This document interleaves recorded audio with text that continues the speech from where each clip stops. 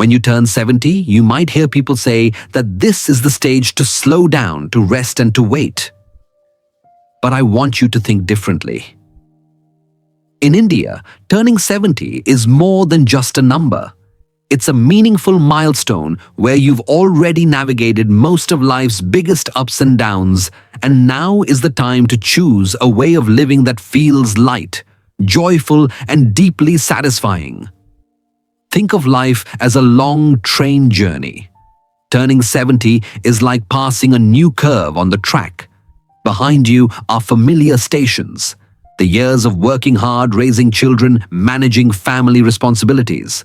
Ahead of you are still many beautiful views, but to enjoy them fully, you need to put down some of the heavy luggage. That luggage is not just physical things. It's also old thoughts, habits, and relationships that no longer serve you. Many people at this age still carry pressure. The pressure to please others, to keep everything the same as before, or to live up to society's rules. But in reality, this is the time you have earned the right to feel lighter.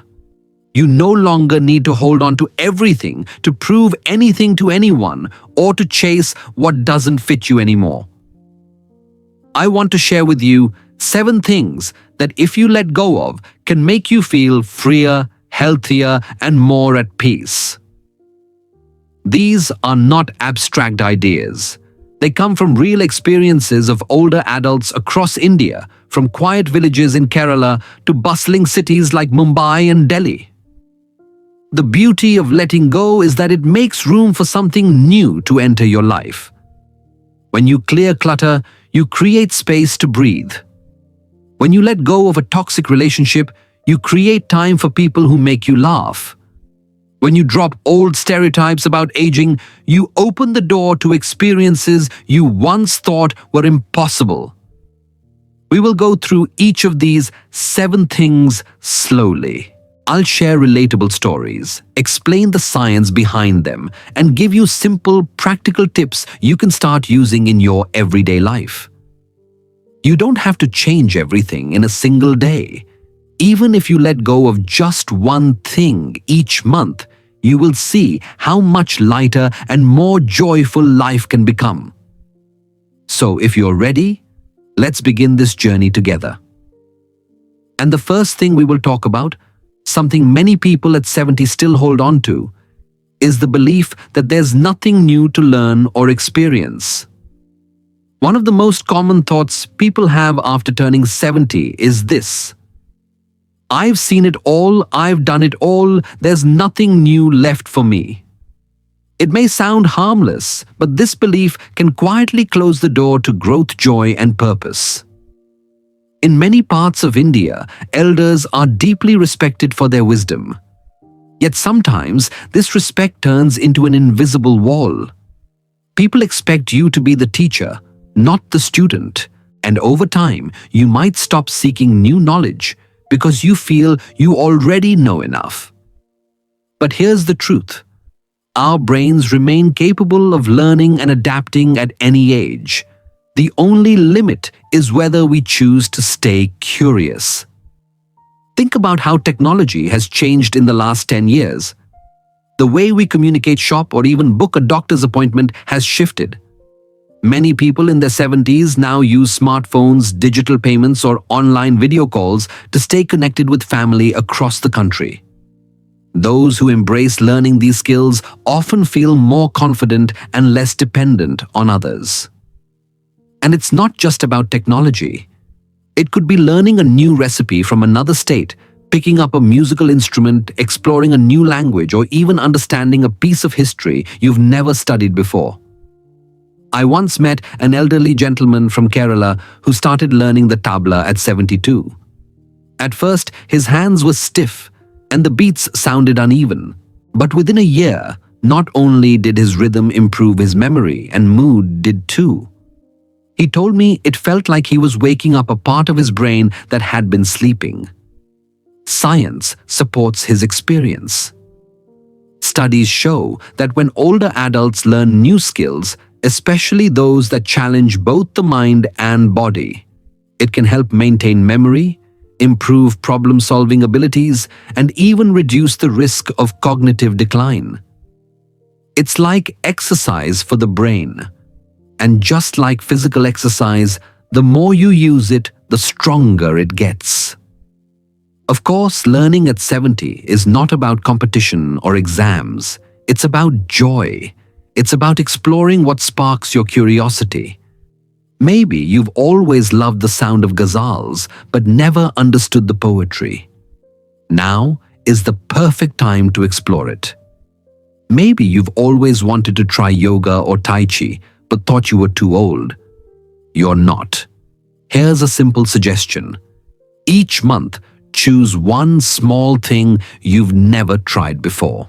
It could be as easy as cooking a dish from a different region, visiting a place in your city you've never been to, or reading a book on a topic completely new to you. Keep it light, keep it fun, and focus on the joy of discovery rather than perfection.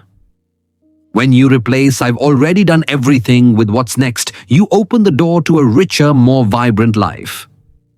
At 70, you still have chapters left to write, and they can be some of the most meaningful ones yet. At 70, your time and energy are precious. You no longer have the need or the strength to carry people who bring negativity into your life. Yet many older adults keep certain relationships out of habit, obligation, or a sense of loyalty that has turned into self-sacrifice. Let's be clear. A toxic relationship is not just someone who occasionally disagrees with you. It's a person who consistently makes you feel small, guilty, or unworthy. It's the friend who always criticizes rather than supports. It's the relative who only calls when they need something, but never when you need help. Over time, these interactions drain your emotional energy, and that affects your physical health too. Research shows that constant exposure to negative social environments can increase stress hormones in the body. This can raise blood pressure, disturb sleep, and even weaken the immune system. In other words, the company you keep at 70 can directly affect how healthy or unhealthy you feel. I remember meeting an elderly man in Mumbai, let's call him Mr. Sharma. For years, he met with a group of old friends every Sunday, but instead of feeling happy after these gatherings, he often came home frustrated. The conversations were full of complaints, gossip, and subtle insults. One day, he decided to step back.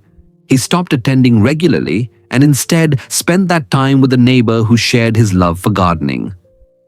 Within months, he felt lighter, laughed more often, and even noticed his blood pressure improved. Letting go of toxic relationships is not about being unkind. It's about protecting your peace. You can still wish someone well without giving them space in your daily life. Sometimes it's as simple as reducing the frequency of contact. Other times, it may mean ending the relationship entirely. Either way, you're making a choice to surround yourself with people who lift you up, not pull you down. Here's something to try. Think about the 3 people you spend the most time with. After each interaction, ask yourself, do I feel happier, calmer, or more energized? Or do I feel drained, tense, or upset? Your answer will guide you in deciding who truly deserves a place in your inner circle. At this stage of life, you have earned the right to choose your company carefully. Fill your days with people who make you laugh, who listen without judgment, and who genuinely care for your well-being. Life after 70 can be full of warmth and connection, but only if you spend it with those who bring sunshine into your world. As we move through life, we naturally gather things: clothes, books, gifts, souvenirs, and sometimes even items we no longer remember owning. By the time we reach 70, many of us find our homes filled with objects collected over decades. Some have memories attached, while others are just there because we never got around to letting them go. In India, it's common to keep things for just in case. An old sari that might be worn someday, a cracked teacup that could be useful for holding pens or piles of newspapers for future reading. Over the years, these items quietly pile up, taking up not only space in our homes but also space in our minds. Clutter affects more than appearance. Studies show that living in a cluttered environment can increase stress levels and even make it harder to sleep well. It can cause constant low-level anxiety because your brain is processing visual noise all the time. And for older adults, too much clutter can also increase the risk of falls or injuries at home. I once visited an elderly lady in Delhi, Mrs. Kapoor, who had decided to downsize her belongings after her children moved abroad. She began by giving away utensils she never used to her neighbor's daughter who had just married. Then she donated extra blankets to a local shelter before winter. At first, she worried she might regret parting with these things. But within weeks, she told me she felt as if a weight had been lifted. Her rooms looked brighter, it was easier to clean, and she no longer spent hours searching for everyday items.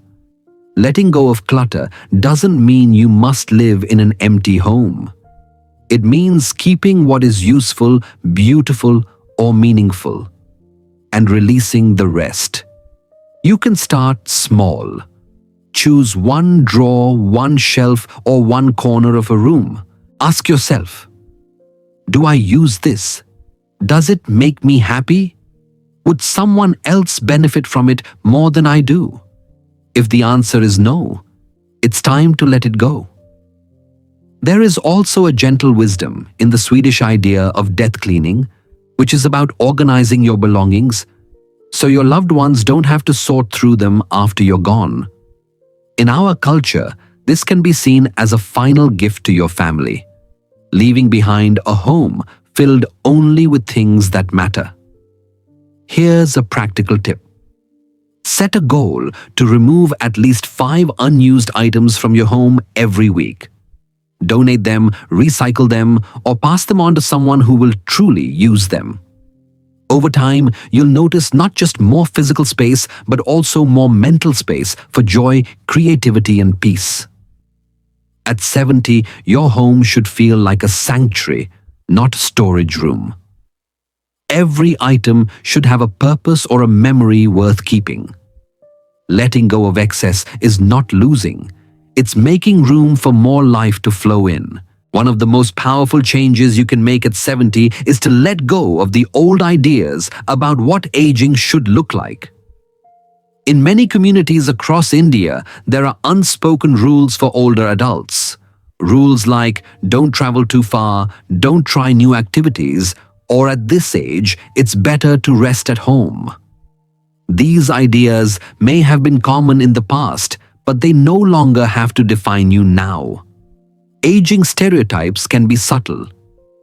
Sometimes they come from others, and sometimes they come from within ourselves. Maybe you've caught yourself thinking, I'm too old to learn this, or people my age don't do that.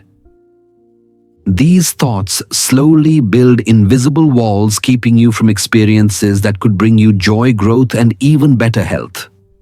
I once met a woman in Chennai, Mrs. Lakshmi, who had never learned to swim as a child. For years, she believed swimming was for the young and athletic. But at 75, encouraged by her granddaughter, she joined a senior-friendly swimming class. Within months, she not only learned to swim, but also felt stronger, slept better, and became more confident in her body.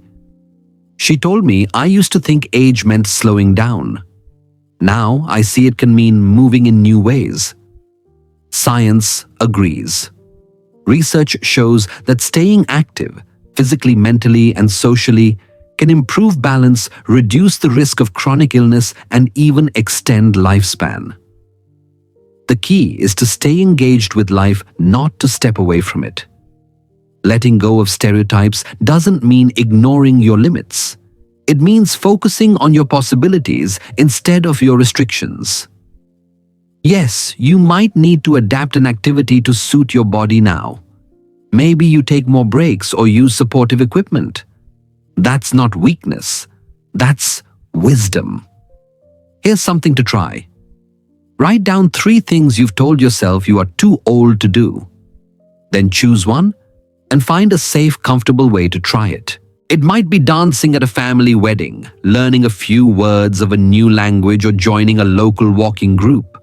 The moment you challenge that inner voice, you prove to yourself and to others that aging is not the end of adventure.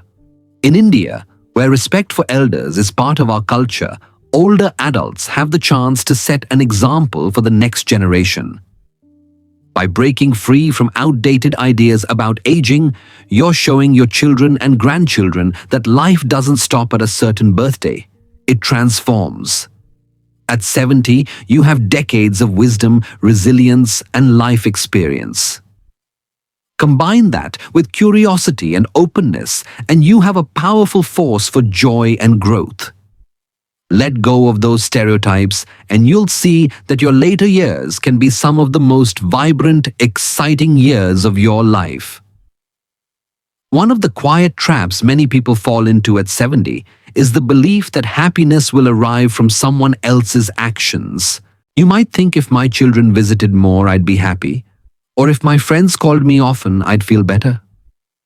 While it's natural to enjoy the love and attention of others, making your joy entirely dependent on them can leave you feeling powerless and disappointed. The truth is, no one can be responsible for your happiness in the long run.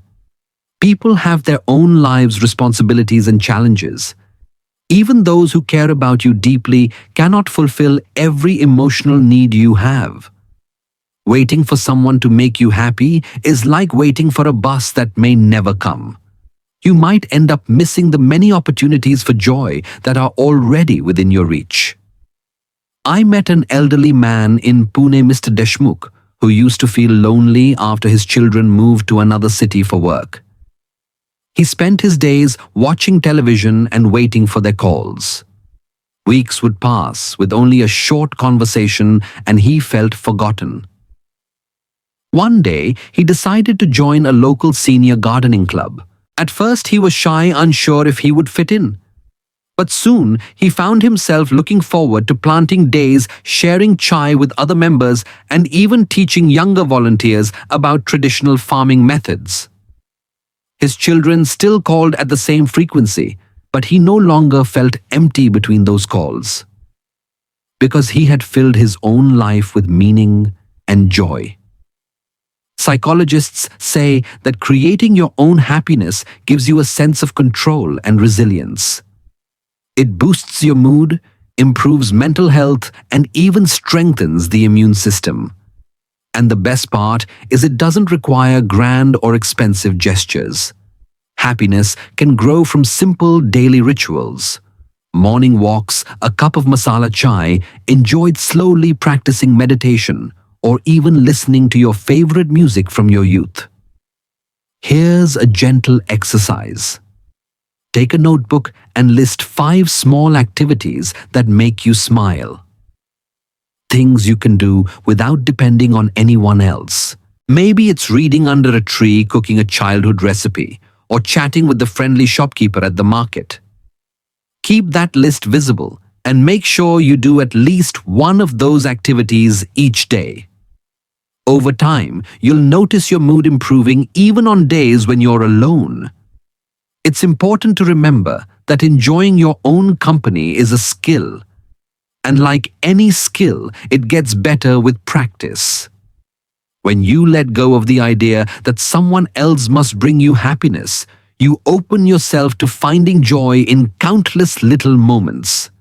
You stop waiting for life to happen to you and start living it on your own terms. At 70, you deserve a life filled with laughter, warmth, and peace, and you have the power to create it yourself. Others can add to your joy, but you are the one who builds its foundation. At 70, you have lived a long, rich life. Yet it's surprisingly easy to look at someone else and think, I wish I had what they have. It might be about money, health, family, or even how someone looks. Comparison can creep in quietly during a casual chat with friends or while scrolling through photos your relatives share on WhatsApp. The problem with constant comparison is that it steals your peace. It shifts your focus from what you do have to what you don't. You might start feeling less satisfied with your own life even if it's filled with blessings. Over time, this can lead to feelings of envy, frustration, or even shame, emotions that only weigh you down. I remember meeting an elderly gentleman in Jaipur, Mr. Singh, who often compared himself to his old classmates. Some had larger homes, others traveled abroad regularly. Every time he heard about their lives, he felt a sense of failure.